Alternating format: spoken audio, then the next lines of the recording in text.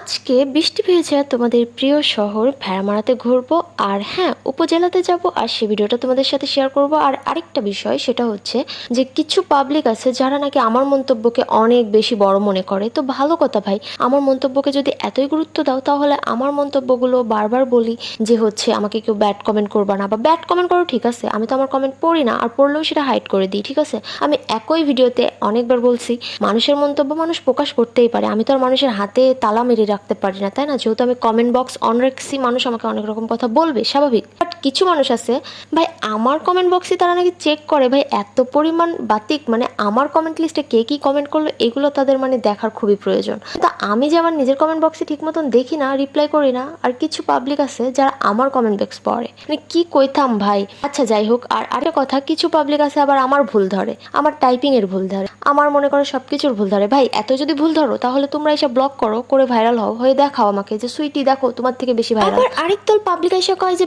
তোমার থেকে মানুষ কি শিখবে। ভাই আমি একই ভিডিওতে একই কথা অনেকবার বলছি, সো আমি এক বিষয় নিয়ে আর কোনো কথাই বলতে চাই না ঠিক আছে। মানে বিরক্ত লাগে ভাই, একটা লিমিট থাকে সবকিছুর। আর আমার এই কথাগুলো জানি তারাই গায়ে মাখবে যারা অতিরিক্ত আমার ব্যাড কমেন্ট করে, যাদেরকে আমি চিনিও না। ভাই প্লিজ তোমরা আমার পিছনে না লেগে তোমার চরকায় তেল দাও, আর আমার ভিডিও ভালো না লাগলে আনফলো করে দাও, এটাই আর কি। আর এই কথাগুলো শুধুমাত্র তাদেরকে বলছি যারা আমাকে নিয়ে সমালোচনা করে, মানে আমার পিছনে অলওয়েজ লেগে থাকে, তাদেরকে নিয়ে বলছি, সেটা আমার শুভাকাঙ্ক্ষী হোক বা অন্য কেউ। তো যাই হোক, আজকের ভিডিও এ পর্যন্ত। আল্লাহ হাফেজ।